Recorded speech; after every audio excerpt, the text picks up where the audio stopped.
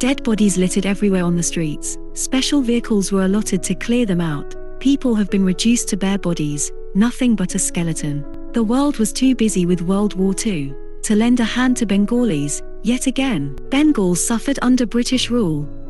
I have been Viceroy for a year today, the hardest year's work I have done. In some ways, I have done reasonably well, but the food problem is still a growing concern. The death toll is rising every day. I have found this attitude towards India as negligent, hostile, and contemptuous to a degree I had not anticipated. I propose to write entirely freely and frankly, as I know you would wish. I've not always found you an easy master to serve. This will be my request yet again to help us out. Show mercy, why should I? Why hasn't their father died yet? I hate them, they are beastly people with a beastly religion. Bengal was one of the most densely populated areas in the world. It had already suffered during the Great Depression of the 1930s, so it started with a huge disadvantage for it when the Second World War broke out in 1939. After Burma fell into the hands of the Japanese, rice export from Burma ended.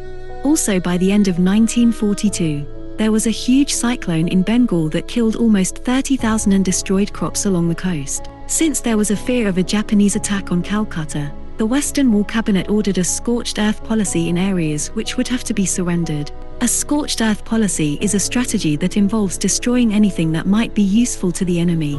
So given this, administrators decided to destroy food stocks, rice was exported and removed, money was advanced to businessmen to buy and hoard. Along with this, boats, much needed by farmers, fishermen and potters for their livelihood, were destroyed, and the mode of transportation along areas from where the Japanese force might come in was shut down. This caused a localized shortage of food, thus the stage was set for famine. Isn't the burning flames soothe our eyes and warm our bodies, Amory?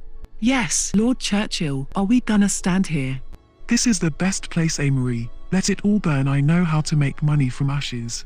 Bengal famine of India is a raising concern, Lord Churchill. Should we have a meeting regarding the remedies? Yes, write a telegram to Woville. That famine or no famine, they will breed like rabbits. Due to the war, there was a boom in the prices of every commodity including food. Farmers used to sell 2/3 of whatever they produced and the rest for their consumption. But suddenly the government was offering a high price, so they thought it would be good to sell all of them now and they would be able to buy rice when we needed them. But the prices jumped exponentially and it was beyond their means to buy them.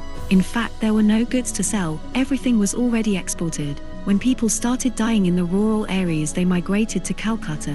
These people were farmers. They didn't even know how to beg. They had huge self-respect, so they just sat on the pavements and died there.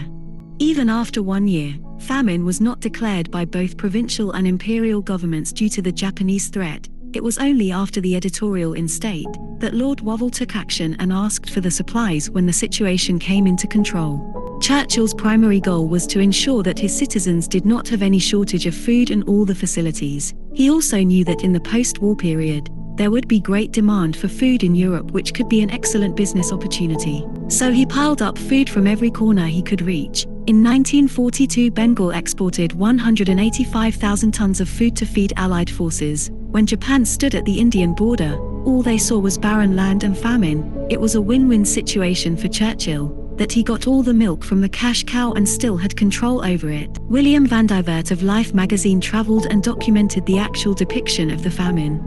How do you think history will remember me? You are a great leader, my lord. This is inhuman. You are the protector of life. It's no less than ruthless killing. You're working so hard to feed your people. He's snatching your food from you. I'm sure you will be remembered as the greatest of the greatest leaders the world has seen. I'm afraid this man will be remembered as a Hitler for Indians. I will write about this, will let the world know the true color of this man. Whatever it is, history will treat me kindly, because I intend to write it by myself. The self-serving but elegant volumes he authored on the war led the Nobel Committee, astonishingly bought him the Nobel Prize for Literature, an unwitting tribute to the fictional qualities. And it was not entirely Churchill's gameplay. He was least bothered about the situation. His eyes were on the big ball on the ground and he was busy trying to take his share of name and fame from it. He was a true servant for his nation and people. Sadly, no one came for our rescue. Corruption and nepotism by the local officials and landlords also played a major role. State officials who were supposed to resolve the issue played victim blaming. Money won over lives. However might be the reason, whatever might be the conspiracy, ultimately it took the lives of 30 lakh Indians. It was a moral failure on a massive scale. Isn't the burning flame soothe our eyes and warm our bodies, Amory?